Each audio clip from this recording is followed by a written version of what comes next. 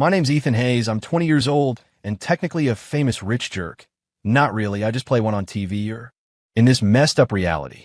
I woke up one morning to find myself transmigrated into the role of the villainous side character in some cheesy web novel. My only goal? Screw up so spectacularly I could go home. But the more I tried to fail, the more popular I got.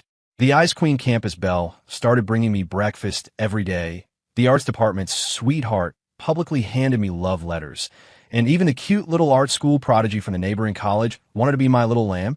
Now, the campus belle has me cornered against a wall, her eyes blazing. Try running again, I dare you. Help! This plot is completely derailed. My name's Ethan Hayes, and right now, I'm freaking out. Just yesterday, I was happily ranting at my computer, binging some urban fantasy novel called The Ice Queen's Personal Bodyguard. The villainous side character share my name, Ethan Hayes, and he was the ultimate simp and an idiot, constantly doing the dumbest things just to make the overpowered main hero look even cooler. Yes, karma's a bitch, because after a freak lightning strike, I woke up as that exact same spoiled, doomed side character, Ethan Hayes. In the original story, this Ethan was the most notorious entitled rich kid at Pacific State University. He used his family's money to relentlessly pursue the female lead, Jessica Miller, acting as the first and most brutally crushed stepping stone on the hero, Jake Thompson's, path to a harem. His greatest hits included sending roses only for them to be tossed in the trash, reserving an entire fancy restaurant for a grand confession that was completely ignored, and attempting to forcibly hold her hand, only to be conveniently interrupted and put in his place by Jake. According to this damn villain redemption system in my head, I had to strictly follow all these idiotic plot points from the original story, accumulate enough self-sabotage points, and only then would I unlock the final reward, returning to my own world. Otherwise, I'd be stuck here forever, enjoying the ultimate combo package of bankruptcy, total abandonment, and living on the streets. You gotta be kidding me. Today was my first day in this world, and also the first major plot point. The original Ethan was supposed to corner Jessica Miller, the Ice Queen campus belle, outside the girls' dorms on the first day of classes, showering her with expensive gifts and harassing her to kick off his pathetic sim career. The system's cold, robotic voice echoed in my mind. Mission issued. Proceed to the girls' dorm building. Verbally harass the female lead, Jessica Miller, and attempt to forcibly present her with a diamond necklace. Mission success reward, self-sabotage points plus 10. Mission failure penalty, electric shock for 10 minutes. I stared at the blindingly gaudy diamond necklace in the system's inventory space, my mouth twitching. This thing clearly cost a fortune. Couldn't I have done something useful with it? Why pick a fight with the Ice Queen campus belle? What was the original Ethan even thinking? But to avoid being fried to a crisp, I swallowed my pride, tucked the necklace into my pocket, and slowly dragged myself toward the girls' dorm. Every step was agony. I mentally replayed the book's description of Jessica Miller. From a prominent family, drop-dead gorgeous, top-tier student, and a personality as cold as the Arctic ice. She gave no quarter to any suitor, especially detesting the original Ethan, that annoying pest, to her very core. I could already picture the whole humiliating scene. Public rejection, the gift thrown away, becoming the entire school's laughingstock. Sigh, life's a mess, and sometimes you just have to roll with the punches.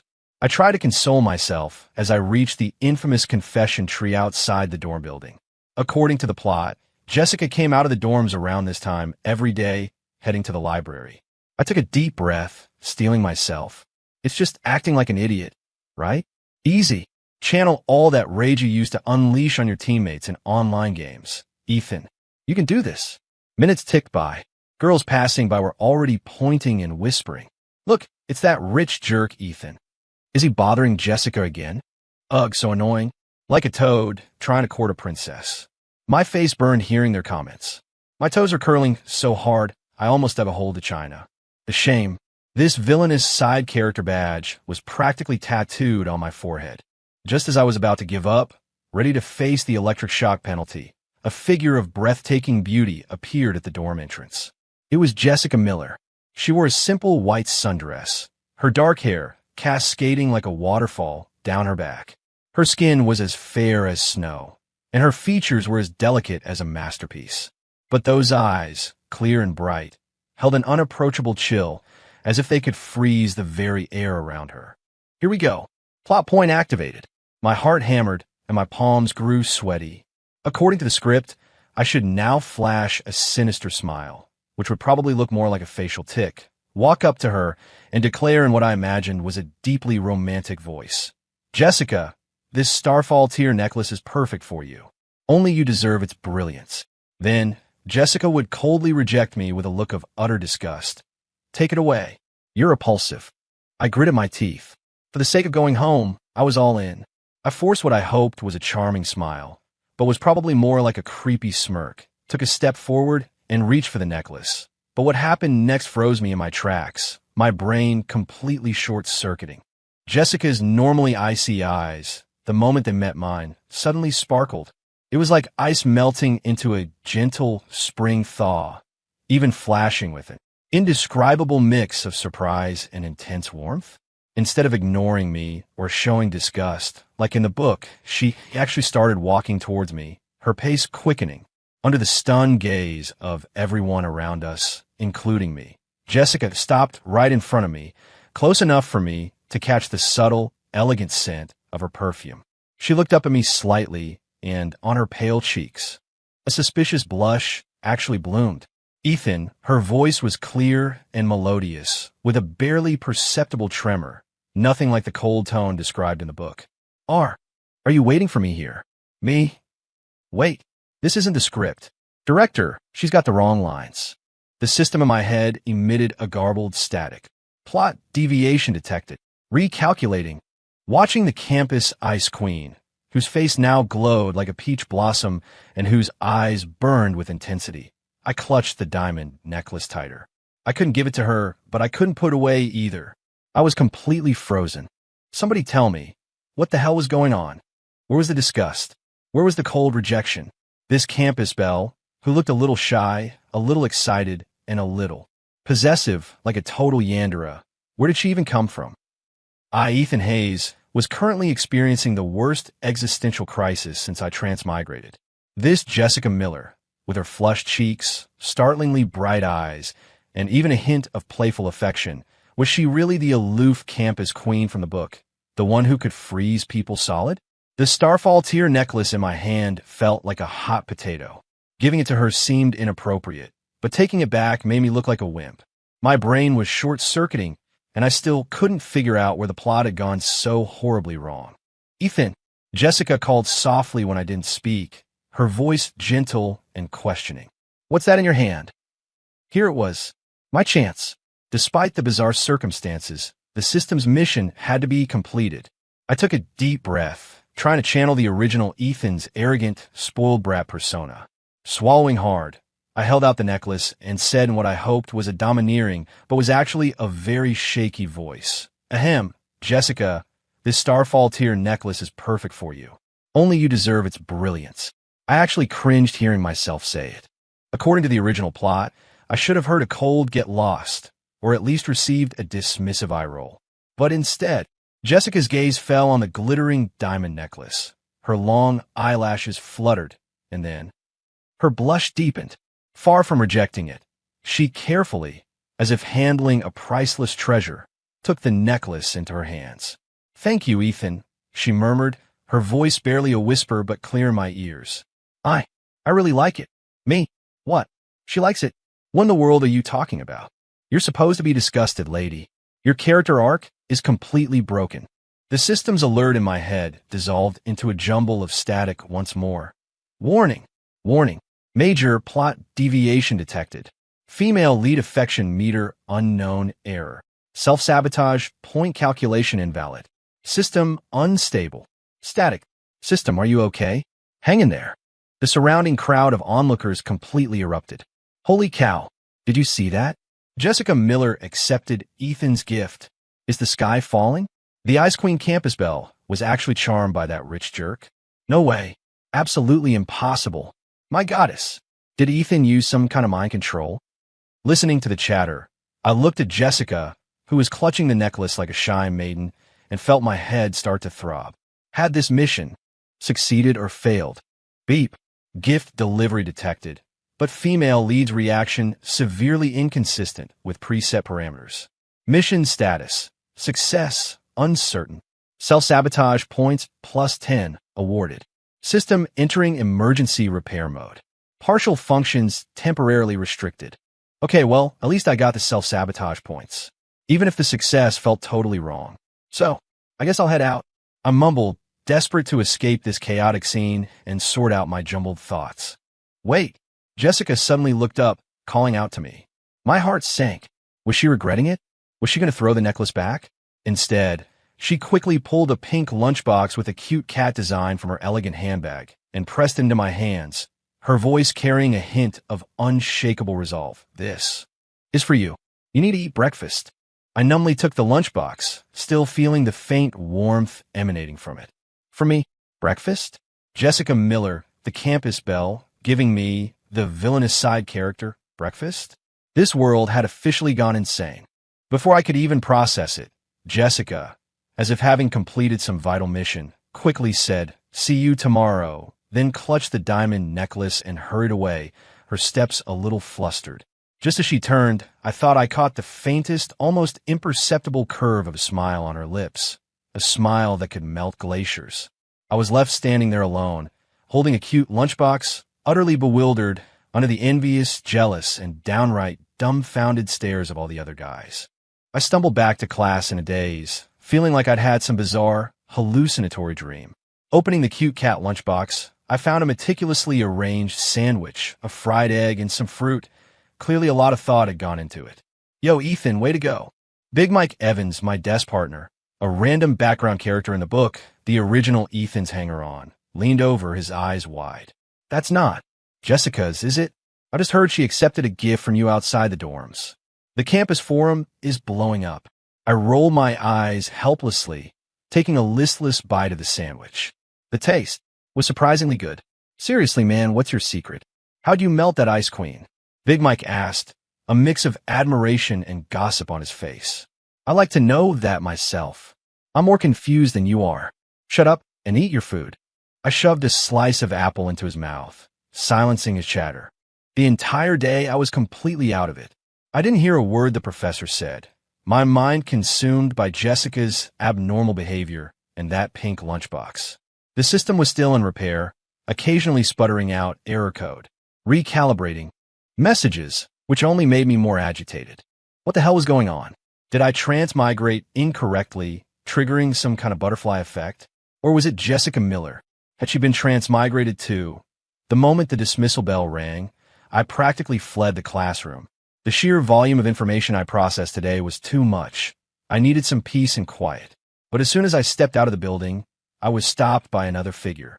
Not Jessica, but a different girl. I recognized her. She was mentioned in the book as Brittany Jenkins, the art department's sweetheart, known for her vibrant, outgoing personality and one of Jake Thompson's future harem members.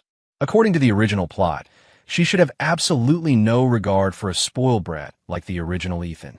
Yet here she was, smiling brightly, holding a letter.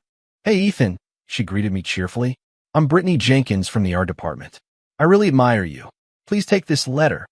I looked down at the pink envelope, which smelled faintly of perfume, and saw for Ethan written in elegant script. Ugh, a love letter. My mouth twitched. What day was it? Was this the villainous side character's springtime? Beep. Random mission triggered. Reject Brittany Jenkins' love letter and mock her for being presumptuous. Mission reward. Self-sabotage points +5. Mission failure penalty. Bark like a dog in public. The system's voice was still a bit glitchy, but the mission prompt was right on time. Okay, this was more like a villainous side character's job. While it felt a little scummy to treat a girl like that, for the sake of self-sabotage points and going home, I took a deep breath, forcing on the original Ethan's arrogant, sneering expression. I glanced at Brittany out of the corner of my eye and scoffed. Brittany Jenkins? You? You think you're good enough to write me a love letter? Take it back and don't block my way. Then, just for good measure, I waved a hand in front of my nose as if her perfume was some foul odor. Perfect. That level of disdain should definitely earn me some hate, right? I secretly gloated, waiting for the system to confirm mission completion. But Brittany's reaction completely blindsided me again.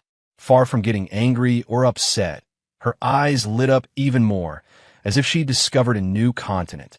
She didn't take the letter back. Instead, she pushed it closer, her voice buzzing with a strange excitement.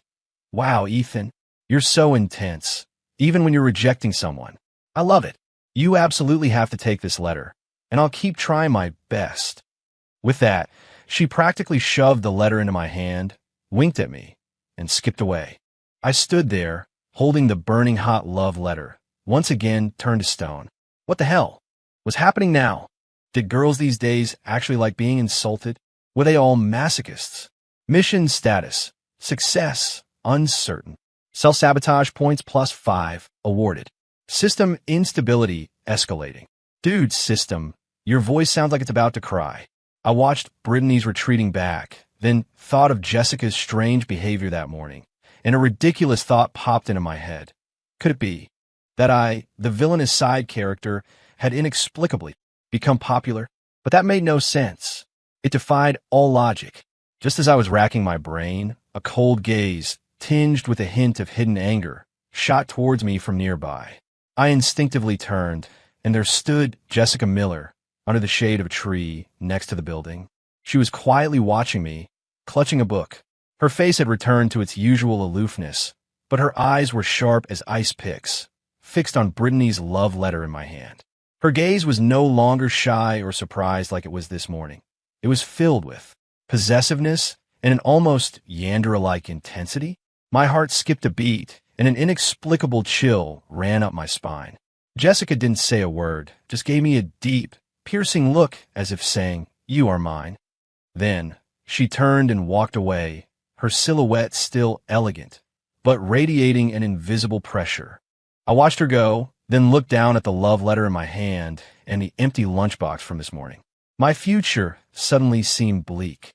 This wasn't some villainous side character's redemption arc. This was a hybrid horror movie titled The Yandere Campus Bell Fell for Me, mixed with What Do I Do When I Accidentally Become a Campus Heartthrob? The system was still offline, the plot was totally off the rails, and I, a transmigrator clutching a self-sabotage script, had no idea how I was supposed to survive in this bizarre world. Holding Brittany's pink love letter, which still emanated that strange perfume, I felt like a hapless idiot clutching a ticking time bomb.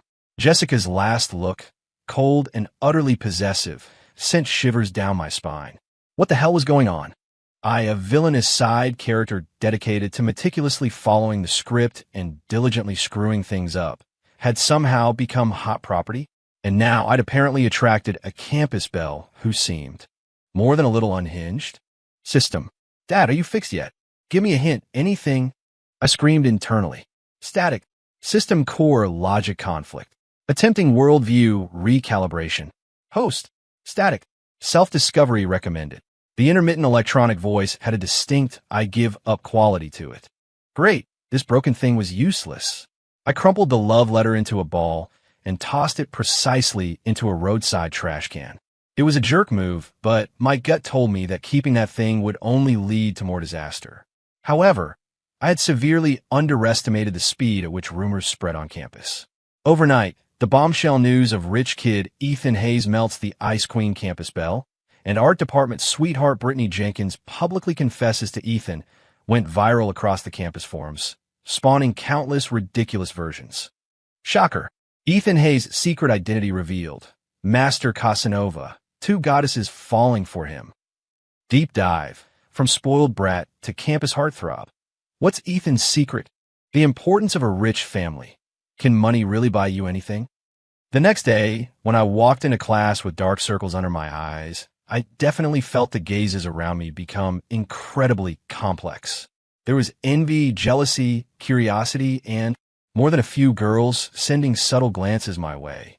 Ethan, man, you're incredible. Big Mike threw an arm around my shoulder, his face jiggling with excitement. You're basically public enemy #1 for every guy on campus now. Spill your secrets, bro. I weakly pushed his fleshy face away. Secrets?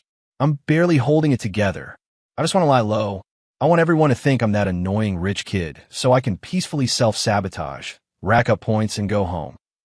But silence was not to be.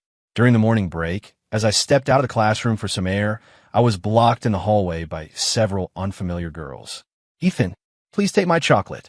Here's a scarf I knitted myself. I hope you like it." "Ethan, can I get your number? I'll text you." I stared at the 7 or 8 girls, their eyes sparkling, clutching various small gifts. I was completely numb. Was this the treatment for a villainous side character? This was clearly a campus romance drama hero's script. Beep. Random mission triggered. Launch a blanket insult attack on all present girls expressing interest, accusing them of being shallow, vulgar, and presumptuous. Mission reward. Self-sabotage points plus 20. Mission failure penalty. Temporary charm stat doubled. 24-hour duration. What?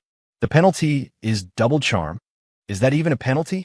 That's practically pushing me straight into the fire. System, how badly do you not want me to complete this mission? But for those precious 20 self-sabotage points, and to avoid that terrifying penalty, I had no choice but to go for it. I took a deep breath, forced on the most obnoxious expression I could muster, and looked down my nose at the girls, scoffing. A bunch of basic nobodies. Look at yourselves. You think you're worthy of bringing me gifts? Take your junk and get lost. You're an eyesore. Then I deliberately fanned the air in front of my nose as if they smelled bad. The air instantly froze. The girls' smiles stiffened, their eyes shifting from anticipation to shock, then hurt and anger. Yes, that's the look. That's the reaction. My heart swelled with triumph. Finally, something normal. Come on, insult me. Hate me. Let the self-sabotage points rain down. However, the expected accusations and angry outbursts never came. After a brief silence, one girl suddenly clutched her hands to her chest, her eyes sparkling. "Wow, Ethan is so cool. Even when he's being mean, he's got style." Another girl immediately chimed in. "Exactly. That dominant vibe. I'm totally in love." See? Real heartthrobs are always a little cold. He's just testing our sincerity. Right. We won't give up. Far from leaving, the girls enthusiastically shoved more gifts into my arms, then, amidst a chorus of "Ethan's so hot," and "Go, Ethan," they happily ran off. I stood there like an idiot, my arms laden with chocolates, homemade cookies, scarves, and even a fluffy teddy bear. My worldview was once again being utterly shredded. Mission status. Success, highly uncertain. Self-sabotage points plus 20 awarded. System instability level elevated. Warning. This system may not be sustainable for much longer. System, you poor thing. Hearing that weak, exhausted alert, I actually felt a pang of sympathy. Just as I was about to head back to class, utterly resigned, clutching my pile of trophies, a cold voice spoke from behind me. "Looks like you're quite popular." My body stiffened, and I slowly turned around. Jessica Miller stood there. I hadn't even heard her approach. She still had that aloof, ethereal air about her, but her eyes were deeper than usual, like 2 bottomless, icy pools. Her gaze swept over the colorful pile of gifts in my arms, sharp enough to pierce through them. Crap, busted. I instinctively tried to hide the stuff, but it was too late. No, they just shoved them at me. I stammered, feeling like a cheating boyfriend caught by his partner. Wait, why was I explaining myself to her? I'm the villainous side character. Jessica didn't say anything, just walked closer, step by step. Her elegant, subtle perfume once again wafted to my nose, but it carried an invisible pressure. She stopped in front of me and reached out her hand, not to take the gifts, but to gently pluck a tiny, pink glitter speck, probably for some girl's hair, off my sweater. Her movements were delicate. Her fingertips didn't even brush my clothes, but my traitorous heart still skipped a beat. This afternoon, there's a practice game between our department and the athletics department at the basketball court. She raised her eyes, looking at me calmly, her tone leaving no room for argument. "You'll be there, right?" It wasn't a question. It was a command. I opened my mouth, searching for an excuse to refuse. In the original plot, the original Ethan would definitely go to such an event to show off for Jessica, only to be utterly humiliated by the hero, Jake, due to his terrible skills. But with things like this, wouldn't I just be walking into my doom? You'll be there. Jessica cut me off, a faint curve on her lips that sent a shiver down my spine. "I want to watch you play." With that, she stopped looking at me, turned, and gracefully walked away, leaving me alone in the hallway, clutching a pile of gifts and utterly flustered. Later that afternoon, at the basketball court, I finally showed up, gritting my teeth. Partly because Jessica's gentle threat had sent chills down my spine, and partly because the system had just issued a new mission. Main mission update. Participate in the basketball practice game. Maliciously foul the protagonist, Jake Thompson, attempting to injure him. Mission reward. Self-sabotage points plus 50. Mission failure penalty. Publicly declare a cringe-worthy, exaggerated love confession to Jessica Miller. Enhanced version. 50 self-sabotage points. A huge reward, but the penalty for failure. Publicly confessing cringy pickup lines to the Yandere campus belle. That was a mental image too horrible to contemplate. It would stomp all over my dignity. For the points for going home, I was all in. The basketball court was already packed, the atmosphere buzzing. Most people were there to watch the athletic guys and Jake Thompson, the hero, show off. But a small portion were staring intensely at me. Ethan's here. Wow, he looks so good in a jersey. He must be here for Jessica, right? So devoted. My mouth twitched at the whispers. Devoted my ass. I was here to screw things up. Sure enough, Jessica Miller was sitting in the best spot courtside, surrounded by a few girls, but she ignored them all. Her gaze was calmly fixed on the court until I appeared. Only then did her eyes land precisely on me, with a look of satisfaction. Even more unsettling, I spotted Brittany Jenkins on the other side of the court. She was holding a small camera, snapping pictures of me, and excitedly pointing me out to the girls next to her. The smell of an impending showdown was getting stronger and stronger. The game began. My department, business management, the original Ethan's department, was playing against athletics, a huge mismatch. Jake Thompson, the star of the athletics team, immediately commanded all attention. His drives, layups, and long shots were smooth and elegant, drawing cheers from the sidelines. Meanwhile, I strictly adhered to the villainous side character script, beginning my performance. I deliberately stayed close to Jake, looking for a chance to maliciously foul him. During a rebound, I seized the moment, secretly aiming my elbow hard at Jake's kidney. In my head, he should have collapsed in pain. The referee would blow the whistle, and the crowd would boo me. But Jake seemed to have eyes in the back of his head. With a nimble turn, he not only dodged my elbow, but also effortlessly snatched the ball, leaving me stumbling and nearly falling over. A few suppressed snickers came from the sidelines. Refusing to give up on the next offensive play, I waited for the exact moment Jake jumped for a layup, then tried to trip him, aiming for his ankle. It was a dangerous, definitely malicious move. But Jake, midair, somehow adjusted his body, easily avoiding my dirty trick. He smoothly sent the ball into the hoop, and when he landed, he gave me a meaningful look. Not anger, but a hint of pity and exasperation. Me. This hero's plot armor was seriously too strong. After several attempts, not only did I fail to commit a foul, but my clumsy, obvious attempts made me the laughingstock of the court. Even my own teammates were giving me disgusted looks. Ethan, can you play or not? Get off the court if you can't. Stop messing things up. Hearing my teammates' complaints and the crowd's taunts, I felt so frustrated I wanted to spit blood. Why was it so hard to screw up? Just as I was about to lose it, my chance finally arrived. Jake made a swift breakthrough. Seeing I couldn't keep up, I hardened my resolve and simply launched myself at him from behind. It was a very dangerous and obvious foul. This time, Jake couldn't completely avoid me.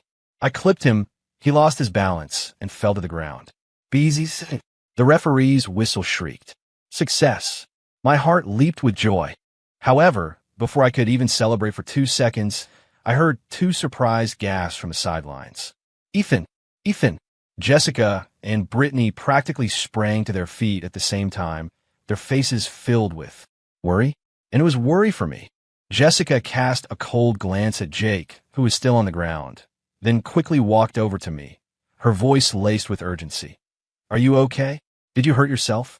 Brittany also pushed her way over, aiming her camera at me. Ethan, you're going all out. That dive was so cool, but you have to be more careful next time. Me? No, ladies. I committed the foul. I knocked someone down. You're worrying about the wrong person. I looked at Jake on the ground. He'd picked himself up, brushed off his jersey, and was staring at me, surrounded by two goddesses. His expression was a priceless mix of bewilderment, frustration, and disbelief. The entire audience had fallen silent, looking at me, then at Jake, then at the two campus beauties fawning over me. Their faces all held the same expression. Who am I? Where am I? What is happening to this world?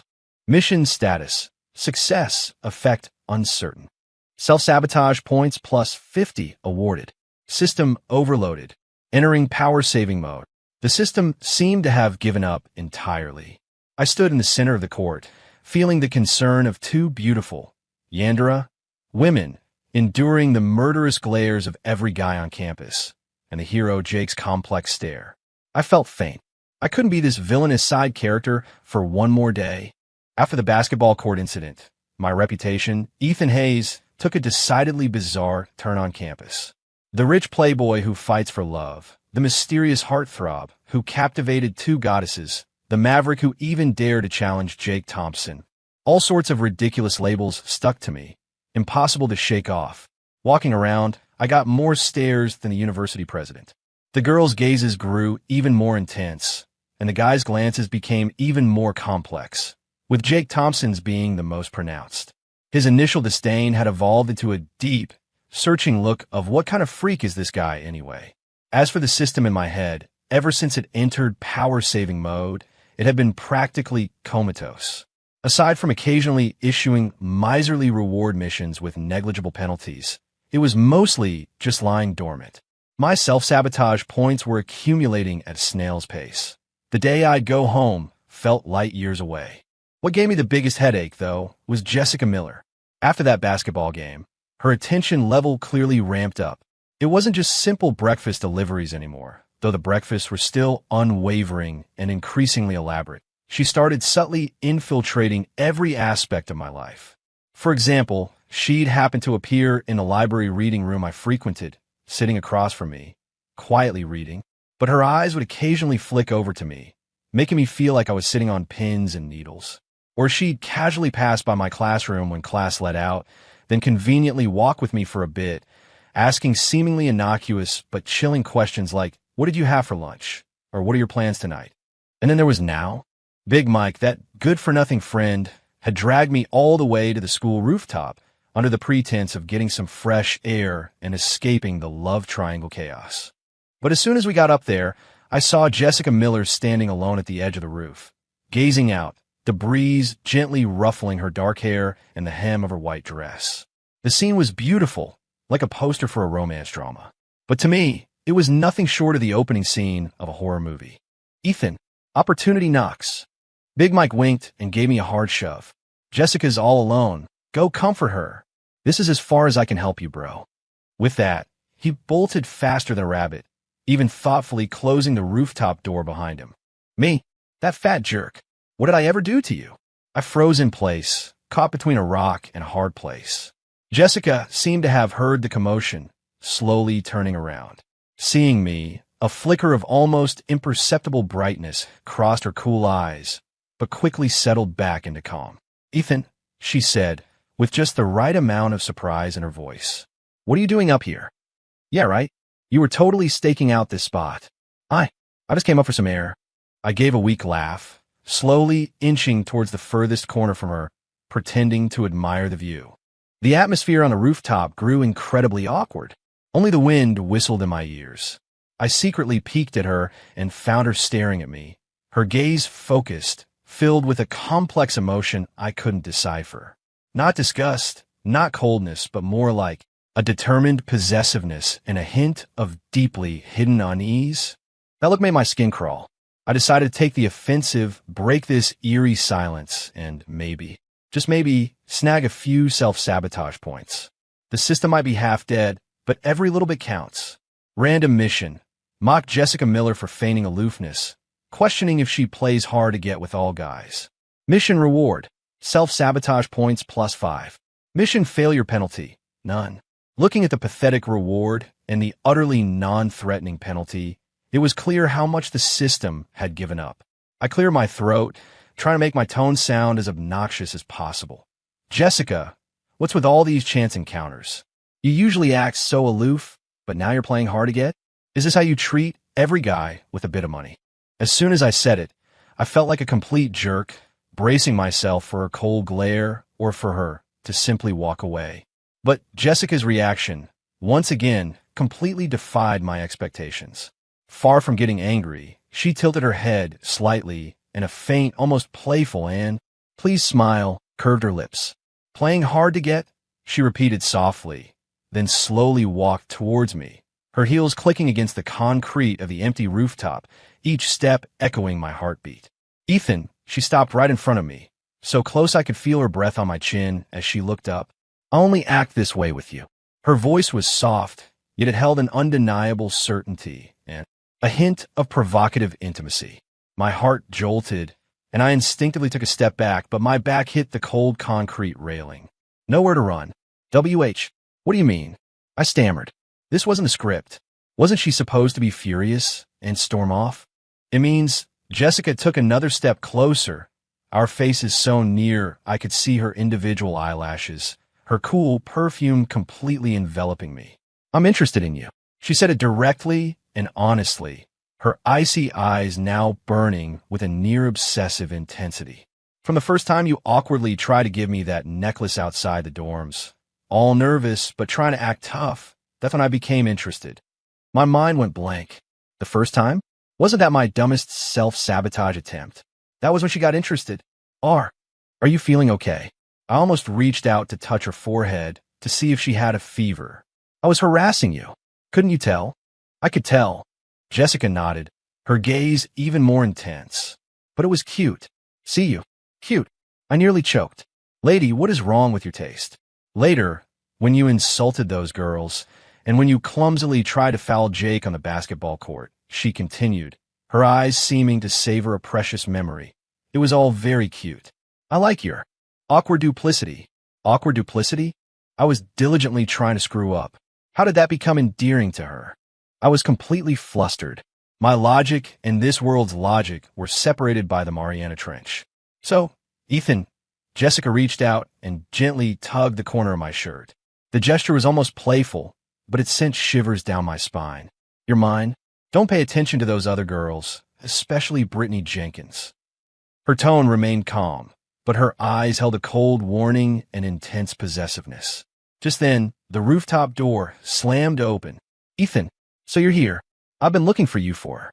"Ev." Brittany's cheerful voice cut off abruptly as she took in the scene on the rooftop. She stared at Jessica and me, practically pressed together, especially at Jessica's hand clutching my shirt. Her smile instantly froze, and her eyes sharpened. A showdown. The classic rooftop confrontation.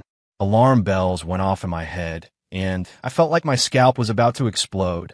Jessica slowly released my shirt, turned, and faced Brittany.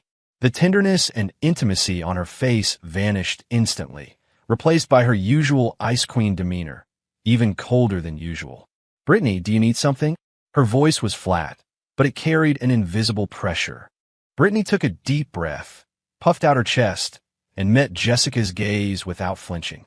"I have something to discuss with Ethan." "I don't think it concerns you, Jessica. His business is my business." Jessica's tone was calm, but it held a possessive authority. Brittany scoffed. "You're a bit overstepping, aren't you, Jessica? Ethan hasn't exactly acknowledged being anything to you, has he?" Two girls, one as cold as ice, the other as fiery as a summer day. Their gazes clashed in the air, sparking like static electricity. I was stuck in the middle, feeling like a tiny boat in the eye of a hurricane, ready to be torn apart at any moment. I tried to interject, to diffuse the tension. "You keep quiet." Both girls snapped at me simultaneously. "Me? Fine, I'll shut up." Just as the tension reached its peak, a strong gust of wind suddenly swept across the rooftop, kicking up dust. I instinctively squinted, my foot accidentally caught on a small pebble that the wind had just blown over, and I instantly lost my balance. With a gasp, I tumbled backward. Behind me was a waist-high concrete railing. I wouldn't fall off, but hitting it would still hurt like hell. "Watch out!" Ethan, Jessica, and Brittany both changed color, reaching out to grab me. In the chaos, I felt a strong tug from somewhere, and my body lurched forward. Jessica, trying to catch me, also instinctively leaned in. And then, time seemed to freeze. My lips met an unexpected softness and coolness. It carried her unique, elegant scent. My eyes widened. I stared at Jessica's eyes, inches away, her pupils suddenly constricted, filled with shock, then quickly replaced by something deeper, darker. I think. I just kissed Jessica Miller. Brittany's sharp intake of breath echoed beside me. The entire world fell silent, save for the whistling wind and the frantic drumming of my own heart. Beep. Critical intimate contact with female lead detected. Plotline severely compromised. System. Static. Attempting restart. Fail. Entering deep sleep mode. The system's final alert, with a strong hint of I quit. Desperation died out completely. It was over. I kissed the system into crashing. Time it felt like had frozen in that instant. The sensation on my lips was cool and soft, carrying Jessica's unique, elegant scent, like a snowflake landing on a red-hot iron, instantly sparking a chaotic sizzle. Though that sizzle was mostly my brain short-circuiting. I recoiled violently. As if hit by an electric shock, my back slamming hard against the concrete railing. I winced in pain, but that physical discomfort was nothing compared to the tidal wave of chaos in my mind. I kissed Jessica Miller, the Ice Queen campus belle, the potential Yandere, in front of another girl. And it was an accident. It was over, completely over. There was no explaining this away. Jessica stood motionless, her cheeks rapidly blooming with a crimson blush that spread all the way to her earlobes. Her usually aloof eyes were now like a spilled palette of emotions, shock, embarrassment, a flicker of helplessness, finally settling into a deeper, darker, almost devouring intensity. She didn't speak, just raised a hand, her slender fingertips lightly brushing her own lips, then her gaze locked onto me. That look wasn't simple possessiveness anymore. It was like she was confirming her personal property had just been marked. Beside us, Brittany Jenkins had snapped out of her initial shock. She looked at Jessica and me, her eyes complex, a mix of jealousy, anger, and a hint of excited provocation. She crossed her arms, letting out a scoff. "Oh, excuse me. Looks like I came at a bad time. Interrupting your little moment, did I?" Her sarcastic, loaded words instantly shattered the eerie silence. Accident. It was a total accident. I quickly threw up my hands, trying to clarify, my voice trembling. It was the wind. The wind. I slipped. Jessica finally moved. She lowered her hand, her blush still present, but her eyes had regained some of their usual coolness. Though beneath that calm, something far more dangerous was stirring. She didn't look at me, but turned to Brittany, her tone flat, yet carrying an invisible pressure. "Brittany, since you know you're interrupting, shouldn't you leave?" Brittany didn't back down, chin raised. "Shouldn't you be the one leaving, Jessica? Ethan said it was an accident. What are you still doing here? Waiting for another accident to happen?" "Whether it was an accident or not, I know what happened," Jessica said coolly, her gaze returning to me, making my scalp tingle. "Ethan, what do you say?" "Me? What was I supposed to say? That I wanted to go home? I was in an impossible situation. Anything I said would either offend both of them or be interpreted by one as some kind of signal. Just as I was caught between a rock and a hard place, a savior, or rather, a bigger problem, appeared. The rooftop door was pushed open again. This time, two unfamiliar girls, who looked like freshmen, walked in. They immediately spotted the bizarre standoff, especially Jessica's flushed face and Brittany's confrontational stance. They gasped, whispered, "Oops, wrong roof," and quickly scurried away. But their appearance was like a bucket of cold water, temporarily dousing the brewing storm. Jessica gave me a deep look, her eyes promising we're not done talking about this. Then she smoothed out her slightly rumpled dress, resumed her elegant, aloof posture, and turned to leave the rooftop without a word. As she walked away, her steps seemed to touch faster than usual.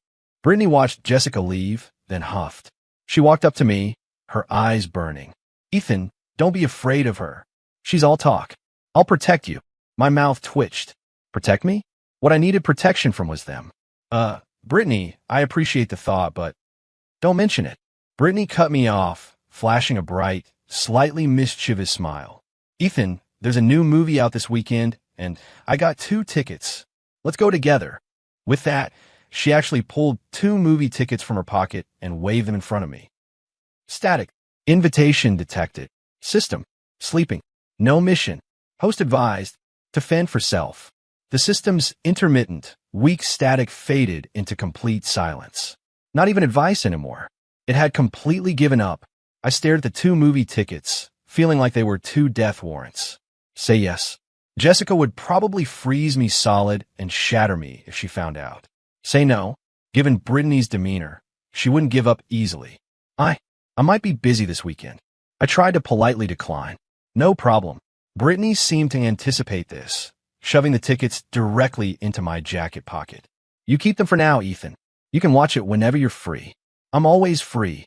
She winked at me, then left the rooftop in high spirits.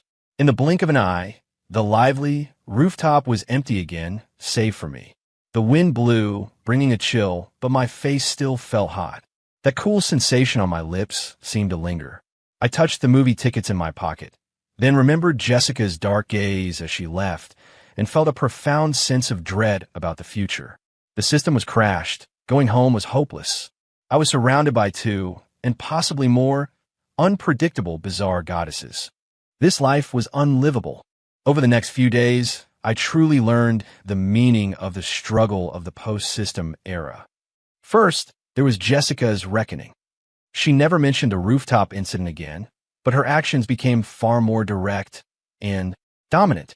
Breakfast still arrived on time, larger portions, more variety, as if she were declaring ownership through force-feeding. She no longer casually encountered me.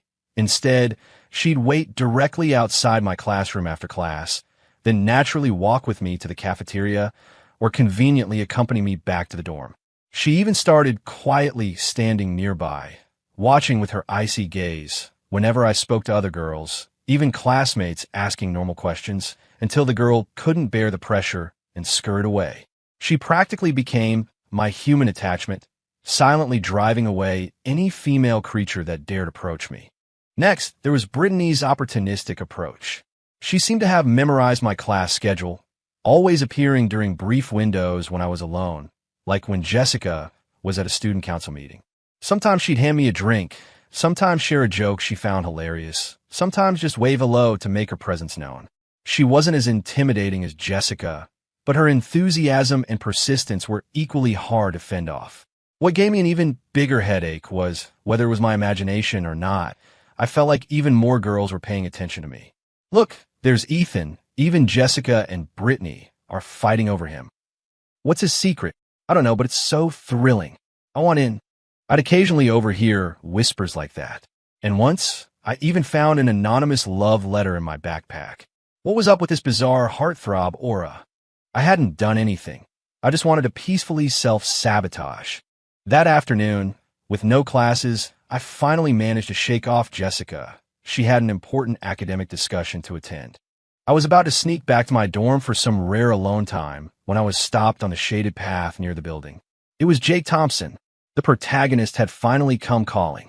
He looked at me, his eyes complex, devoid of his previous disdain, replaced by scrutiny and a hint of barely perceptible frustration. "Ethan," he said, his voice low, "we need to talk." My heart sank. This was usually the rival's declaration of war or the hero's warning, right? About what? I asked, staying on guard. Jake was silent for a few seconds, seemingly gathering his thoughts, before finally speaking with a hint of exasperation. What exactly have you done to Jessica?" "Me? Why that sounds so weird? I didn't do anything to her." I protested. "It was all her. It was all an accident." "Accident?" Jake raised an eyebrow, clearly not buying it. Jessica wasn't like this before. She was always so cold, dismissive to everyone, including me. But lately, he paused, his gaze growing even more complicated. "She's been acting strange. She worried about your clumsy foul. She shows that expression I've never seen on her face when other girls get close to you." He sighed, a hint of frustration in his voice. "I've known her for years, worked so hard, and it all pales in comparison to the short time you've been around. Ethan, what is it about you that's so special?" I looked at Jake's handsome face, now etched with confusion and disappointment, and for a moment, I didn't know what expression to make. Me special? The only thing special about me was that I tried to self-sabotage and always ended up succeeding in the wrong way. Jake, I clapped him on the shoulder, adopting a fellow sufferer tone. Some things you just can't explain. Maybe it's fate. With that, I left an even more bewildered Jake behind and scurried back to my dorm. Lying on my bed, staring at the ceiling, I felt utterly exhausted, mentally and physically. The system's silence, the goddess's rivalry, the hero's confusion. It was all a tangled mess. Just then my phone buzzed. 2 messages arrived almost simultaneously. Jessica Miller. Meeting ended early. What do you want for dinner? I'll come find you. Brittany Jenkins. Ethan. I found this amazing dessert place. Free tonight? I'll take you. I stared at the 2 messages side by side on my screen, imagining the 2 goddesses walking towards me, sharpening their knives. When would this nightmare end? On my phone screen, Jessica and Brittany's messages flashed side by side like 2 death warrants, reflecting the despair in my eyes. Choose one. This was a lose-lose situation. Pick Jessica, and Brittany would undoubtedly cause a scene. With her fiery personality, she might even show up under my dorm window with a megaphone, protesting. Pick Brittany? I could practically see real frost forming around Jessica, her eyes drilling into me with a soul-freezing gaze. My force-feeding era would instantly end, and I'd likely face even scarier attentions. I bury my head in my hands, rolling around on the bed, feeling like an ant being roasted over a fire. Ethan, what's up? Love trouble again. Big Mike mumbled around a potato chip, his face practically glowing with schadenfreude. Get lost. I snapped, kicking his chair. Finally, I made what I thought was a brilliant decision. Play dead. I didn't reply to either of them. I turned my phone to silent, shoved it under my pillow, and tried to employ the ostrich strategy. If I didn't see it, the trouble couldn't catch me. However, I had underestimated the initiative of these 2 goddesses. That evening, when I was starving, my stomach practically glued to my back, I stealthily snuck out of the dorm, planning a quick raid on the cafeteria. The moment I reached the dorm entrance, I saw 2 familiar figures. Jessica Miller and Brittany Jenkins, one on each side, like 2 intimidating guardians, flanking the dorm's main door. Jessica held a delicate, multi-tiered bento box, her expression blank, her eyes cool. Brittany cradled a delicious-looking cream cake box, a triumphant smile on her face. Their gazes met in the air, sparking with static, a literal clash of lightning. Around them, within a 15-foot radius, a low-pressure zone had formed. Passing students detoured, casting curious or odd glances. I froze, instinctively wanting to retreat. Too late. Ethan. Jessica's voice was the first to cut through the air, calm and even, yet with an undeniable force. Ethan. Brittany's voice followed immediately, enthusiastic and vibrant. Both walked towards me simultaneously, blocking me at the dorm entrance, creating a perfect pincer movement. I made your favorite lemon herb chicken and roasted potatoes. Jessica held out her bento box, which emitted a tempting aroma. Ethan, I got Sweet Treats Bakery's limited edition Black Forest cake. I waited in line forever. Brittany countered, holding up her cake box. I looked at the bento box and the cake, swallowing hard. Not from hunger, but from fear. I'm not really hungry. I try to protest. Even if you're not hungry, you still need to eat on time. Jessica's tone was bland, but it carried an undeniable, you will eat this whether you want to or not assertiveness. Exactly, Ethan. Something sweet will cheer you up. Brittany chimed in, smiling sweetly, but her eyes clearly said, try refusing. I stood in the middle, feeling like I was being torn apart by 2 powerful currents. On my left, an icy mountain pressed down. On my right, searing flames licked at me. The crowd of onlookers grew larger, their whispers growing louder. Holy cow, a live catfight. Who is Ethan to deserve this? I'm so jealous, I admit it. I'm betting on Brittany. Who can resist that fiery passion? Just as the standoff intensified, and I was on the verge of social annihilation, a slightly high-pitched female voice cut through the air. Ethan. I looked over and saw a girl in a frilly Lolita dress, looking like a living doll, skip over, clutching a beautifully wrapped gift box. She completely ignored Jessica and Brittany and threw her arms around my arm. I froze. Who was this? Happy birthday, Ethan. The doll-like girl looked up, batting her big eyes, her voice sickeningly sweet. Birthday? I was stunned. Was the original Ethan's birthday today? I had no memory of that. Jessica and Brittany froze simultaneously, clearly blindsided by this new development. Ding dong. Unknown plot point detected. Birthday celebration. System force waking. Insufficient energy.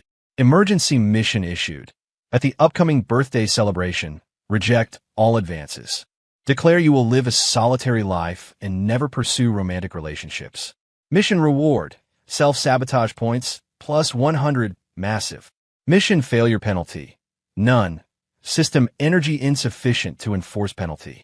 The system's weak but urgent voice suddenly rang in my head, and that 100 self-sabotage points made my heart leap. Massive reward. Was the system having a death rattle? I tried to pull my arm out of the doll girl's grasp. I'm Lily Davis from the Arts College next door, she pouted, seemingly annoyed I'd forgotten her. We met at that intercollegiate mixer. You said I was cute. Me? Original Ethan. How many women did you mess with? Lily's appearance was like a stone thrown into a still pond, instantly breaking the deadlock between Jessica and Brittany. Both their gazes shifted simultaneously from each other to this new, distinctly different enemy. The atmosphere grew even more bizarre. From a two-way standoff to a three-way battle? Oh, so it's your birthday, Ethan. Brittany was the first to react, her smile growing even brighter. Then this cake is an absolute must. What's a birthday without cake? Jessica said nothing, but her gaze at Lily's hand wrapped around my arm dropped several degrees, almost freezing into ice. She took a step forward, subtly creating distance between Lily and me, then said to me in a calm voice, "Since it's your birthday, I reserved a table at the Skyline Room for a celebration." The Skyline Room? A chorus of gasps went around. It was one of the city's most renowned high-end restaurants, with prices that would make your jaw drop. Wow, Jessica, going all out. Brittany exclaimed with exaggerated admiration, but her eyes were full of defiance. But for a birthday, a party is most important. I booked the biggest VIP room at the Vibe Room Karaoke.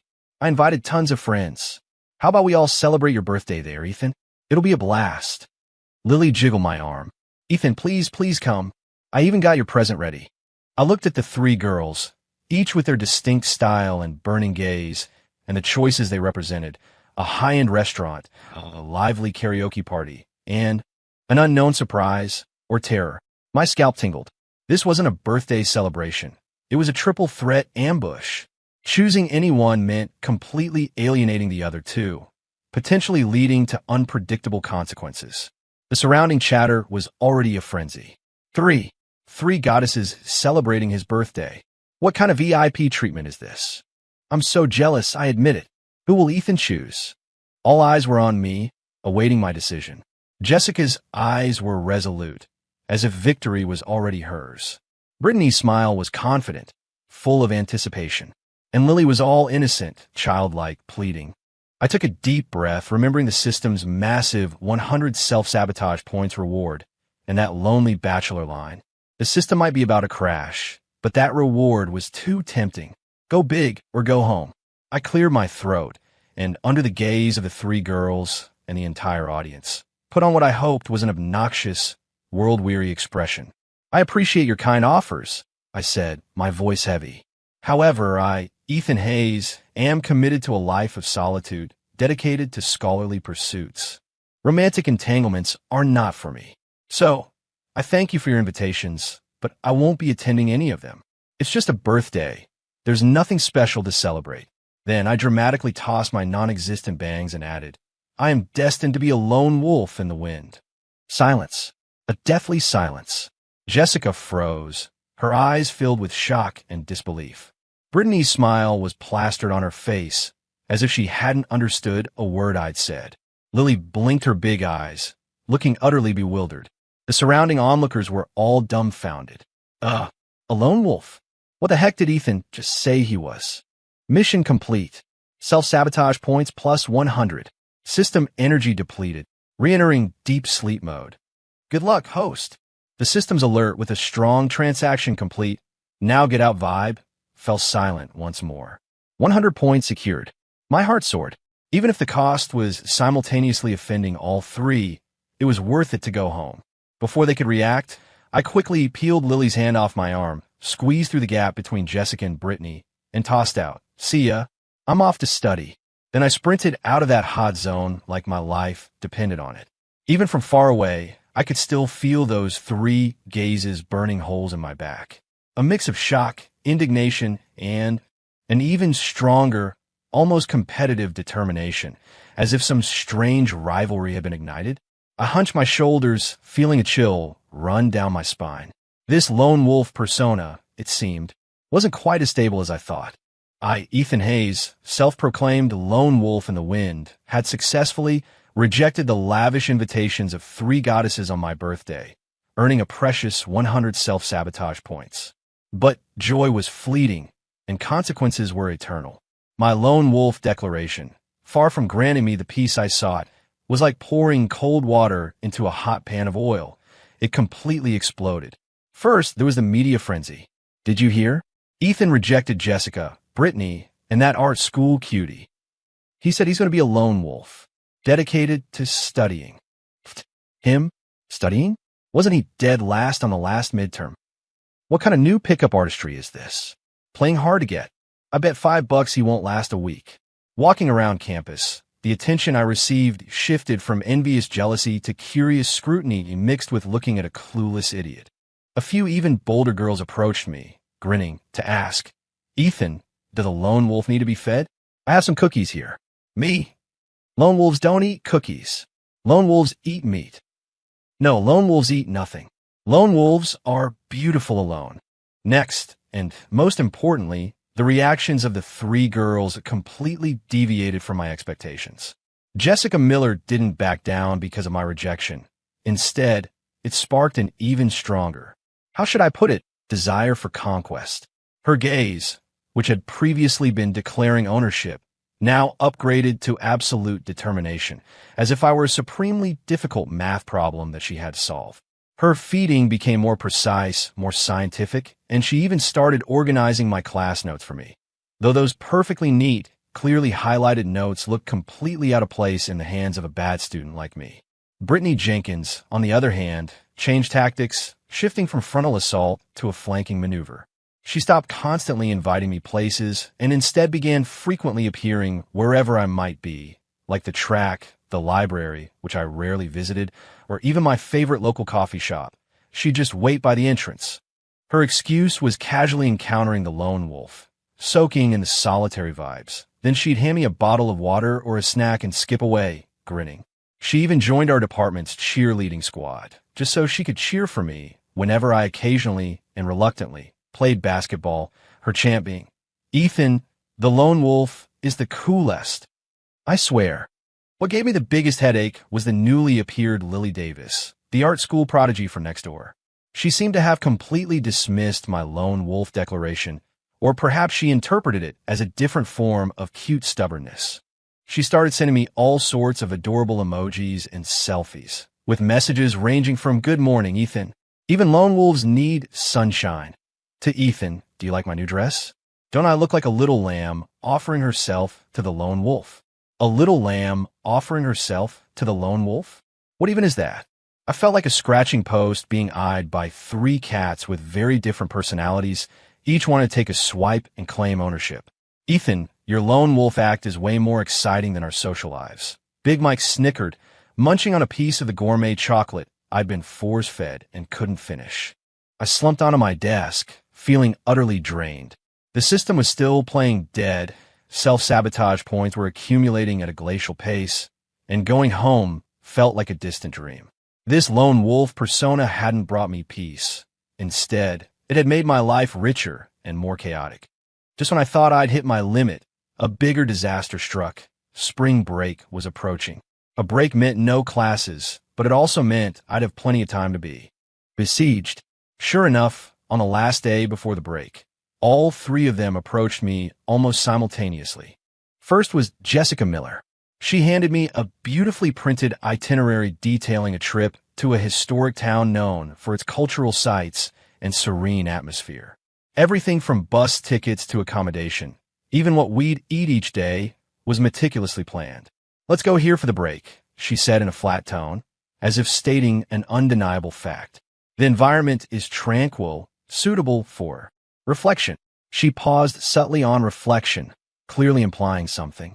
Before I could even refuse, Brittany Jenkins bounced up, waving several VIP passes to an amusement park, her voice chirpy. "Ethan, let's go to that new Dreamland park for the break. They have the biggest roller coaster in North America. It'll be a blast. Even lone wolves need to let loose." No sooner had she finished than Lily Davis popped up from somewhere, fluttering like a butterfly to my desk, hugging my arm and shaking it. "Ethan, our art center has closed-door drama rehearsals over the break, and we need an important male role. I think your lone wolf vibe would be perfect. Will you come rehearse with me? Please? Room and board included." I looked at the 3 invitations before me. Cultural pilgrimage, extreme thrills, artistic immersion. My head started to throb. I have to go home for the break. I tried to deploy my ultimate shield. I asked Mike.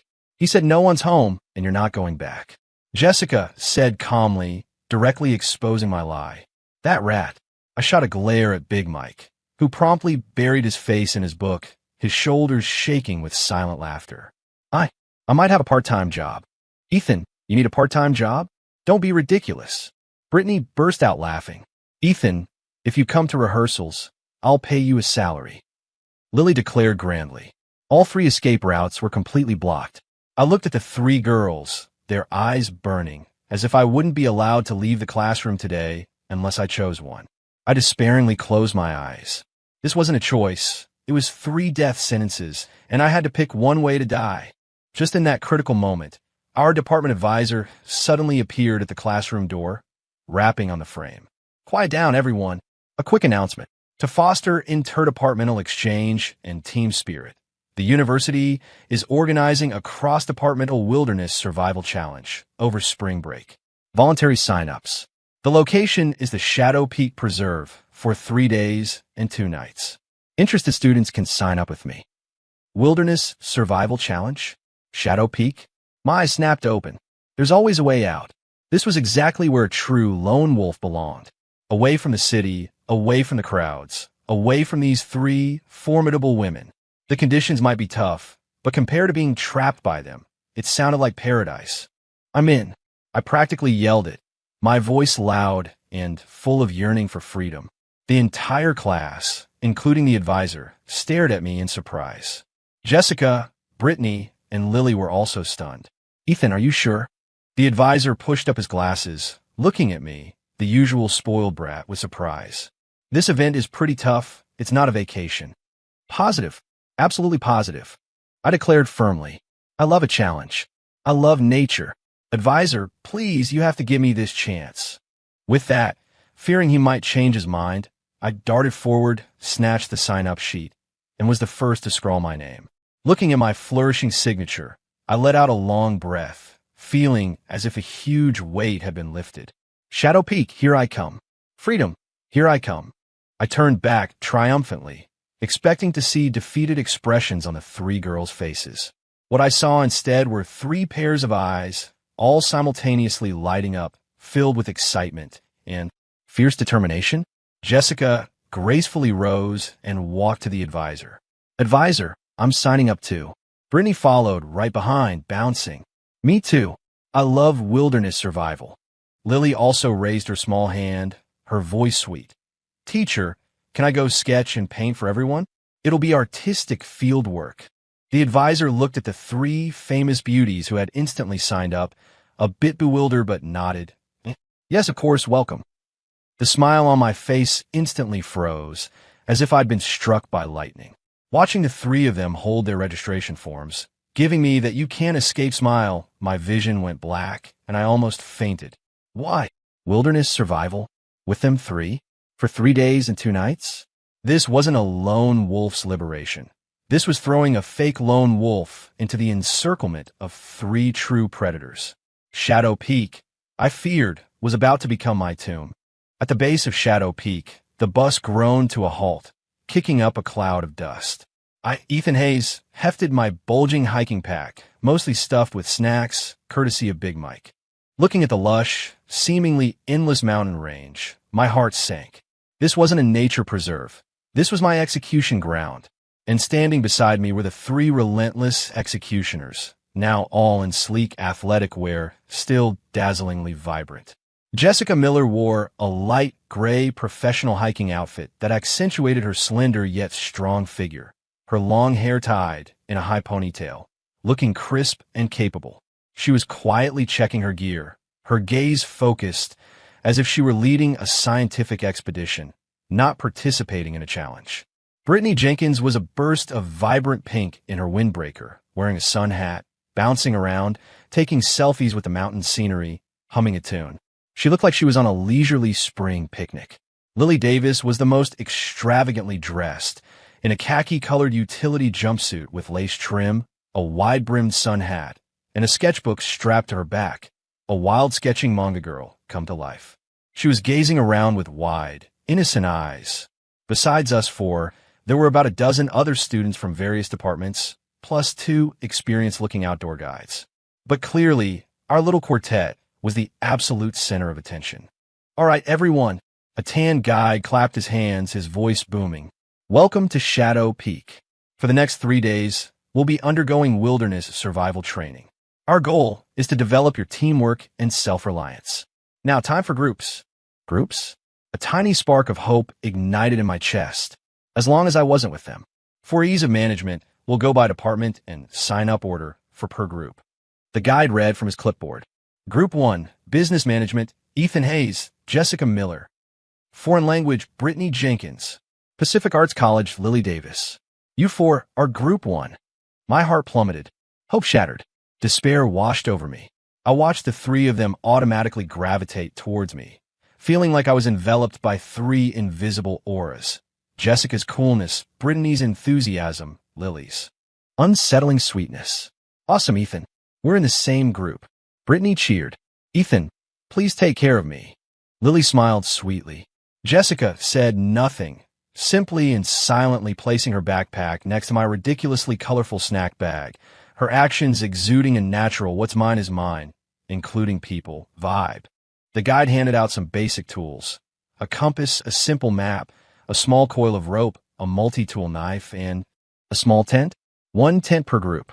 Arrange your sleeping situation yourselves. Food and water need to be found and purified within designated areas. Our guides will follow at a distance and will not intervene unless there's danger. Good luck. 1 tent for 4 people. My eyes bugged out at the sight of that tiny tent, which looked like it could barely fit 2. What kind of hellish difficulty was this? Lone Wolf. Jessica's cool voice reached my ear, carrying a hint of subtle teasing. Looks like you won't be howling at the moon by yourself tonight. Me. We set off into the mountains. The path was manageable at first, but I'd overestimated my own stamina and underestimated the girls. Jessica Miller had incredible endurance, her steps steady. She led the way, occasionally adjusting direction using the map and compass, unervingly calm. Brittany, though seemingly flighty, also had decent stamina. She chattered behind Jessica, sometimes turning back to give me a hand. Lily, however, was struggling. She started complaining about being tired not long after we started, looking at me with pitiful eyes. Ethan, I can't go on. What could I do? Just let the poor kid collapse? I reluctantly took her sketchbook from her. So, the scene became Jessica leading, Brittany bringing up the rear, and me in the middle, panting, carrying 2 bags plus a sketchbook, with Lily occasionally trying to wipe sweat from my forehead, which I dodged. This wasn't a lone wolf. This was a pack mule carrying everyone's burdens. Ethan, have some water. Brittany offered her water bottle. Ethan, watch your step. The rocks are loose here, Jessica called over her shoulder. Ethan, you even look handsome when you're sweating. Lily gushed, cupping her face. Me? Thanks, I'm good. We finally found the first water source according to the map, a clear stream. The guide had said we needed to purify our own water. I stared at the flowing water, stumped. How do you purify it? Filter with sand? Boil it? We didn't have a pot. As I was staring blankly at the stream, Jessica had already neatly pulled a portable water filter from her backpack. God knows how that seemingly small bag held so much stuff, attached it to a water pouch, and skillfully began collecting and purifying water. Brittany, meanwhile, conjured a packet of water purification tablets from a side pocket of her bag like a magic trick. This works too. So easy. Lily pulled a small bottle of Evian mineral water from a secret compartment in her sketchbook. Ethan, you can have mine first. I looked at the three of them, then at the pile of chips and chocolates in my own bag, and fell into a deep spiral of self-doubt. Who was actually here for wilderness survival? By evening, we followed the map to a relatively flat forested area for our campsite. The next challenge, pitching the tent. I stared at the pile of fabric and poles, utterly clueless. The original Ethan was a spoiled rich kid who couldn't lift a finger, and I was a city boy myself. Tent pitching skills were definitely not on my resume. Jessica seemed to sense my predicament. Without a word, she simply picked up the poles and started assembling. Her movements were fluid and precise, as if she'd done it countless times. Brittany also came over to help, a bit clumsy but very enthusiastic. Lily's job was to cheer. Jessica, you're amazing. Go, Brittany. Ethan, you look so handsome just standing there. My face burned. I tried to do something, anything, but almost knocked over the frame they just managed to set up. You, Jessica said without looking up, her voice cool and concise. Don't move. Me? Okay, I admit it, I'm useless. The tent was eventually pitched successfully, thanks to Jessica's leadership. Looking at the small green tent, barely big enough for two people, the atmosphere grew subtle once again. How are we sleeping tonight? Brittany was the first to ask the fatal question. For people, one small tent. Jessica stood up, clapped the dust from her hands, her gaze calmly sweeping over us, finally landing on me. Her tone was matter-of-fact. Ethan and I will sleep in the tent. Why you? Brittany immediately flared up. Yeah. Lily puffed out her cheeks. Jessica's reasoning was sound. I pitched the tent. Besides, the temperature in the mountains drops at night, and someone needs to maintain body heat. He has the worst stamina and is prone to hypothermia. She paused, then added, I'm thinking of the team's safety. Me? Oh, thank you so much.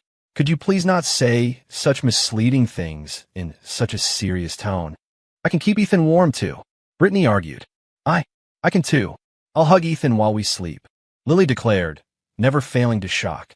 Seeing a tent ownership battle about to erupt, I quickly stepped forward, though my legs felt a bit wobbly. Stop arguing. I took a deep breath, trying to maintain my lone wolf dignity. I'll sleep outside. The three of you sleep in a tent. So what if I got bitten by mosquitoes? I'd rather get eaten alive than be torn apart by these three. No. This time, all three said it in unison. Jessica's eyes showed disapproval. You'll get sick. Brittany shook her head. What if there are snakes outside? Lily's eyes welled up. Ethan, please don't. Finally, thanks to my strong insistence, and almost threatening to die for it, a bizarre compromise was reached. I would sleep at the tent entrance, half my body in, half out, with the tent flap open. The three of them would squeeze inside. Was I a doorman, or a human doormat? Night fell, and the mountain temperature indeed plummeted. I curled up in my sleeping bag, feeling the biting cold wind at the entrance, and behind me, the three intensely present gazes and faint, lingering perfumes from inside the tent. Jessica's coolness, Brittany's vibrancy, Lily's cloying sweetness. They blended together, tormenting my nerves. I squeezed my eyes shut, desperately calling out to the system in my mind, hoping it would give me a mission to escape this misery, even if the penalty was barking like a dog. Alas, my mind was silent. Just as I was drifting off to sleep, I felt someone lightly touch my shoulder. I cautiously opened my eyes. In the faint moonlight, I saw Jessica, who had moved beside me, carefully placing her thicker down sleeping bag over mine. Her movements were gentle, as if afraid to wake the other two, though I suspected they weren't asleep at all. After doing so, she glanced at me, her eyes seeming softer in the moonlight, then silently moved back. I lay there, wrapped in her warm sleeping bag, which carried her cool, clean scent, completely stunned. A little while later, there was another rustle from the other side. Brittany secretly slipped a hand warmer next to my hand. Then, from the other side, Lily gently placed her cute, fluffy hat on my head. I lay at the tent entrance, covered by Jessica's sleeping bag, clutching Brittany's hand warmer, wearing Lily's hat. Feeling this mix of ice and fire, this sweet yet heavy care. I looked up at the sparse stars outside the tent, a profound sense of melancholy filling my heart. This wasn't wilderness survival. This was 3 female hunters in a full-scale, inescapable wilderness hunt, targeting one fake lone wolf. Under the meticulous hunt of the 3 goddesses, my first night on Shadow Peak was more exhausting than an all-night gaming marathon. The next morning, I was woken by bird calls and some even more bizarre noises. Groggy, I opened my eyes to see Brittany holding up her phone, snapping pictures of my drooling, "I hope not," sleeping face, softly murmuring. Ethan even sleeps with a lone wolf's wild charm. Jessica, meanwhile, had somehow procured clean stream water and was using a small alcohol stove to heat it, seemingly preparing tea or coffee. When she saw me awake, her gaze lingered on my face for a second, then nonchalantly shifted away, though her earlobes seemed a little flushed. Lily was holding her sketchbook, sketching away. Seeing me look, she immediately hid the book behind her back, blushing and giving me a silly smile. I sat up, still wearing Lily's fluffy hat, feeling like my entire body was falling apart. This lone wolf persona was a double torture, physical and mental. Awake? Have some hot water.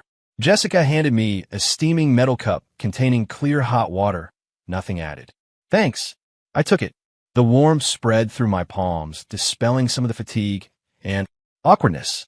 According to the expedition plan, today we needed to cross a denser patch of forest to reach the second designated rally point on the map. The mountain path was indeed much harder than yesterday, tangled with vines and strewn with loose rocks. I was still the pack mule, carrying the heaviest load, though today, Jessica silently took some weight from my backpack. Brittany remained full of energy, clearing the path with a stick, constantly reminding us behind her to watch our footing. Lily was still a bit of a burden, complaining about being tired after just a few steps. But today, she didn't make me carry her sketchbook. She gritted her teeth and persevered, though her pitiful eyes would occasionally drift towards me. The atmosphere had a strange harmony, until the sky unexpectedly darkened. "It's going to rain," Jessica said, looking up at the sky, her brow furrowed slightly. The moment she spoke, large raindrops began to fall, soaking us instantly. The mountain rain was sudden and cold, accompanied by strong winds, and visibility rapidly decreased. "Quick, find shelter." Jessica acted decisively, pulling my somewhat disheveled self towards a dark hillside nearby. Brittany and Lily quickly followed. Fortunately, on the leeward side of the hill, we found a small cave. The entrance was half covered by vines, and it was dark inside, but large enough for the 4 of us. Squeezing into the narrow cave, the outside world was a deluge of rain and howling wind. Inside, the air was thick with the smell of damp earth and our own hurried breathing. We were soaked to the bone, clothes clinging to our bodies, shivering uncontrollably. We need a fire, or we'll get hypothermia," I stammered, remembering my wilderness survival knowledge.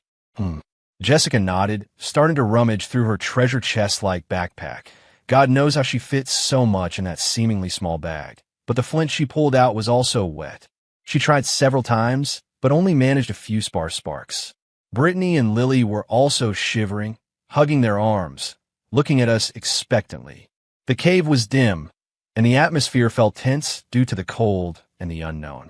I looked at the 3 of them shivering, especially Jessica, though she still tried to maintain her composure. Her pale lips and slightly trembling shoulders betrayed her condition. Brittany and Lily were like 2 drenched kittens. An inexplicable sense of responsibility and maybe a touch of compassion welled up in me. I was a guy, after all. I couldn't just watch them freeze, could I? "I'll try starting a friction fire." I rolled up my sleeves, determined to show off my self-proclaimed manliness. I found 2 relatively dry branches and, recalling what I'd seen online, clumsily started rubbing them together. 1 minute, 2 minutes. My hands were practically smoking, but not a single spark appeared. "Ethan, maybe, let's just give up," Brittany whispered, her voice a little hoarse. "Ethan, your hands." Lily looked at my reddened palms, her face full of concern. Jessica didn't speak, but silently pulled a small, cartoon-patterned towel from an inner pocket of her backpack. It actually had a dry spot, and handed it to me. "Wipe yourself." I stared at the cute towel, so incongruous with her aloof image, then took it and haphazardly wiped my face and hands. A wave of frustration and powerlessness washed over me. What kind of lone wolf was I? I couldn't even start a simple fire. Just then, Jessica suddenly moved closer. Before I could react, she reached out and gently took my hand, which was red from rubbing the branches. Her hand was cool, but her touch was delicate. I froze, instinctively wanted to pull my hand back, but she held it with a little more force. "Don't move," she whispered, then lowered her head and gently breathed warm air onto my cold palm. The warm breath brushed my chilled skin, sending a subtle shiver through me. The cave was dark. I couldn't see her expression, but I could feel her focused movements and that faint but persistent source of heat. Again and again, my heart skipped a beat, then began to accelerate uncontrollably. Thump, thump, thump. It pounded so loudly in the quiet cave that it scared even me.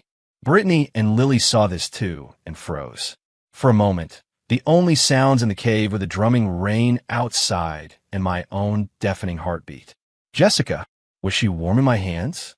This realization hit me like a thunderbolt in my chaotic mind. Wasn't she supposed to be aloof, watching me, the lone wolf, fend for myself? Why was she doing this? I could do it myself, I said, my voice dry, trying to pull away. Jessica looked up. In the dim light, her eyes were startlingly bright, devoid of their usual coolness, instead holding a stubborn tenderness. "Your hands are cold," she simply said, then lowered her head again, continuing her clumsy but effective warming method. Brittany, watching us, her eyes complex, bit her lip, then suddenly squeezed closer. She wrapped her arms around my other arm, pressing her damp but still lively body against mine. "Ethan, I'm cold too. Let's share warmth." Seeing this, Lily, on the other side, not to be outdone, wrapped her arms around my waist, burying her small head in my back. "Ethan, Lily's cold too." So, the scene became, I was like a central pillar, with Jessica holding my left hand and breathing on it, Brittany clinging to my right arm, and Lily hanging on my back.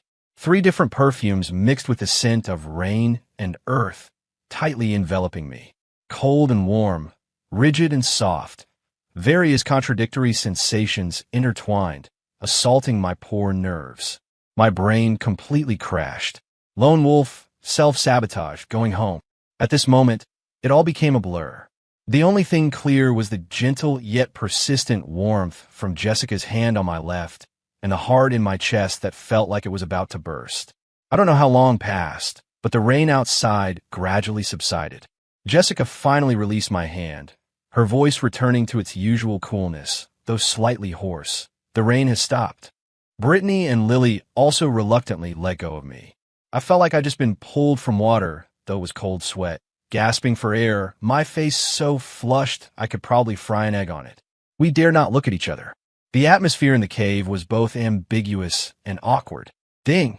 Host heart rate abnormal. Emotional fluctuations intense. System energy slightly replenished. Attempting analysis. Static. Analysis failed. Advise host. Follow your heart.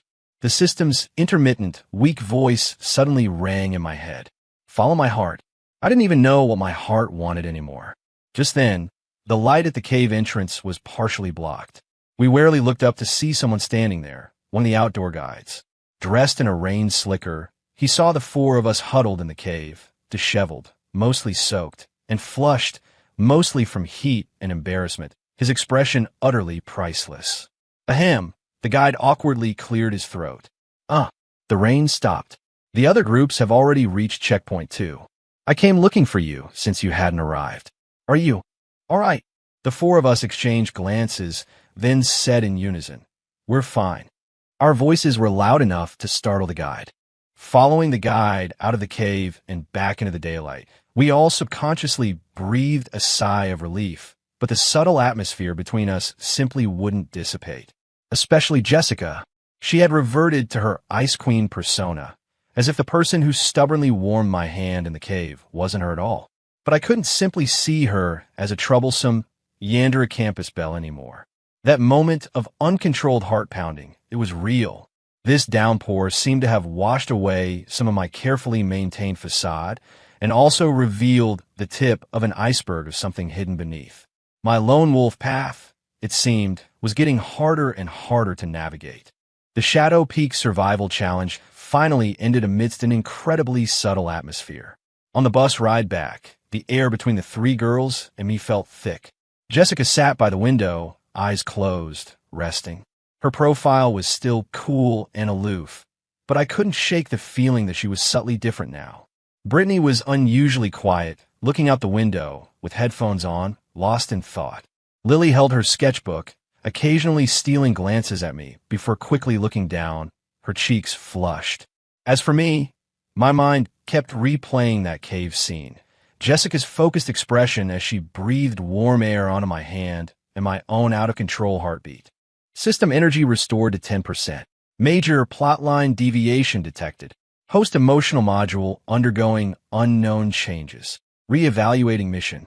The system's voice was still weak, but it seemed to carry a hint of human-like confusion. I shook my head, pushing away these chaotic thoughts. Regardless, I needed to get back to school first. Maybe once I was back in a familiar environment, everything would return to normal, right? However, I was too naive. Back at school, I found that things hadn't just failed to return to normal. They had sprinted headlong into an even more bizarre direction. First, my lone wolf persona completely collapsed. I don't know who I strongly suspect Big Mike, that big mouth, exaggerated and spread parts of our adventures on Shadow Peak. Especially the cave incident during the rain. It was depicted as three goddesses humble themselves to warm the lone wolf. Ethan moved to tears. I was not. And true feelings revealed in the wilderness. Lone wolf and Ice Queen melt together. All kinds of ridiculous versions. As a result, my image in everyone's eyes went from a pretentious rich jerk to a sarcastic, irresistibly charming heartthrob. Walking around, the stares I received were even more complex. Some guys even came up to me, asking for the secret to attracting three different types of goddesses simultaneously. If I knew, would I still be playing lone wolf here? Second, the attitudes of the three main girls changed. Brittany Jenkins seemed to have been energized by the cave incident. Her offensive became more aggressive and direct. She was no longer content with just delivering breakfast and chance encounters. She began openly passing me notes in class, their content escalating from, "You look great today, Ethan, would you consider going out with me?" Which almost made me fall off my chair. She even teamed up with a few of her friends to dedicate a song to me on the campus radio. And it was "Marry You." That day, I wished I could dig a hole and crawl into it. Lily Davis, on the other hand, adopted a gentle persuasion policy. She framed and gave me the sketch she'd drawn in the cave that day, a side profile of me leaning against the cave wall, looking conflicted, along with a card that read in cute handwriting. "Ethan, even a lonely wolf needs companionship. Lily will always be your little lamb." I looked at the drawing and the card, my feelings complex, a mix of being touched and slightly creeped out. But the one who was most inscrutable was Jessica Miller. She no longer constantly declared ownership or force-fed me. She became quiet. But the way she looked at me was even deeper than before, carrying an all-knowing calmness and a determined patience. She would still occasionally encounter me, but only offer a faint greeting or ask, "Are your hands still cold?" Then, before I could fully process it, she would gracefully walk away, leaving me standing there with a racing heart. This calm before the storm made me even more uneasy. I felt like a frog being slowly boiled in warm water, surrounded by sweet traps on all sides, and I was losing the strength to jump out. The system was still half dead, only occasionally sputtering out emotional fluctuation analysis in progress. Static, before falling silent again. The path home seemed increasingly distant. That afternoon, I found myself, by some strange impulse, walking to the confession tree where I had first encountered Jessica Miller. Looking at the familiar scene, recalling the chaotic, plot-derailing days since I transmigrated, I couldn't help but sigh. From diligently trying to self-sabotage to inexplicably becoming a heartthrob, and now deeply entangled in a romantic mess. What kind of life was this? What's wrong? Even a lone wolf's size. A cool voice spoke from behind me. My body stiffened, and I slowly turned. Jessica Miller stood behind me. I hadn't heard her approach. The setting sun cast a soft golden glow around her, warming her cold features slightly. In her hand, she held a familiar cat-themed bento box. For you. She handed me the bento box, her tone natural, as if there had never been any awkwardness or turmoil between us. I numbly took it, opened it, and found exquisitely arranged pastries, just as always. Jessica, I looked at her, finally voicing the question that had been churning in my mind for so long. Why? Why me? What was so great about me? A clumsy transmigrator trying to follow a script, a villainous side character destined for misery in the original plot. Jessica didn't answer immediately. She walked to my side, leaning against the tree trunk like me, her gaze fixed on the sun slowly setting in the distance. At first, perhaps it was because of your difference. She spoke softly, her voice carrying a trace of dreamy recollection. Everyone thought you were just a persistent, rich jerk, but in your eyes, I didn't see that annoying desire. I only saw a clumsy, almost mission-driven, helplessness and nervousness. My heart jolted. She saw through me? When you gave me the necklace, your hands were trembling. When you insulted those girls, your eyes were darting away. When you tried to play dirty on the basketball court, your movements were stiff like a puppet. She turned her head, looking at me, her icy blue eyes reflecting the sunset, with a hint of almost tender teasing. Ethan, you can't act like a true bad guy at all. Your acting is terrible. My face flushed. I couldn't argue. Later, she continued, her voice gradually growing deeper and more serious. I watched you try to avoid Brittany and Lily, yet get flustered and tangled up by them. I watched you claim to be a lone wolf, yet blush and your heart race when we got close in the cave. I watched you, despite being weak, always try to act tough. She paused, her gaze intensely fixed on me, and said word for word, I found that version of you very real, very cute, like a little puppy, all timid inside, but trying to bare its teeth and act fierce. A little puppy. I thought I was a lone wolf. Had been demoted, but I couldn't be angry because her gaze was too earnest, too direct, and the emotions surging within it threatened to drown me. So, Ethan, Jessica took a step forward, the distance between us close enough to feel each other's breath. She looked up at me, her voice clear and firm, carrying her unique dominance and a hint of imperceptible trembling. I like you, not for your family's money, not for your clumsy performances, but just because you're you. Are you satisfied with that answer? I stared at her face, so close to mine. Those eyes, always so cool, were now overflowing with undisguised affection and fierce determination. The sunset glow diffused behind her, breathtakingly beautiful. My heart, once again, pounded uncontrollably, even more violently than in the cave. In my mind, the system's alert, as if finally breaking free, shrieked. Warning, female lead's ultimate confession detected. Plotline completely collapsed. Villainous side character redemption mission permanently failed.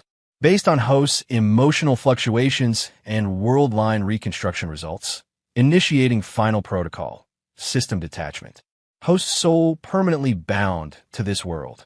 Congratulations, host. You have acquired permanent residency in this world. We wish you a pleasant life. Goodbye. After a rapid-fire series of alerts, I felt something snap in my mind, followed by a strange sense of lightness that permeated my entire body. Some invisible shackles that had bound me were gone. The system was gone. I couldn't go back, but the realization brought not panic, but a sense of relief. I looked at this beautiful, intelligent, and slightly yander-dominant girl who had just confessed to me. I thought back to all the moments since I transmigrated, the chaos, the helplessness, the awkwardness, the unexpected stirrings of my heart. Maybe staying here wasn't so bad after all. To hell with being a villainous side character. To hell with the self-sabotage mission. I quit. I took a deep breath, looked into Jessica's anxious and expectant eyes, and finally broke into the most genuine, albeit slightly helpless and doting, smile I'd had since I transmigrated. Satisfied, I heard my voice say, but can we change little puppy to boyfriend? Jessica froze. Then, on her ice-like face, a brilliant, dazzling smile blossomed. one that could eclipse the setting sun. A glint of triumphant cunning and an unbearable sweetness flashed in her eyes. She nodded vigorously. Okay. She actively reached out, tightly gripping my hand, fingers intertwined, with a strength that suggested she would never let go. Then, boyfriend, she tilted her head, her tone returning to a bit of her usual coolness, but the smile in her eyes was irrepressible. From now on, stay away from Brittany and Lily, understood? I looked at her, so dominant yet so adorable, and couldn't help but laugh. I squeezed her cool hand back. Yes, ma'am, my campus belle girlfriend. The setting sun stretched our shadows long, intertwining them, as if foreshadowing a future that might still be chaotic, but would undoubtedly be incredibly sweet. Lone wolf in the wind. No, from today on, that was ancient history. Now, he was taken, Ethan Hayes. End.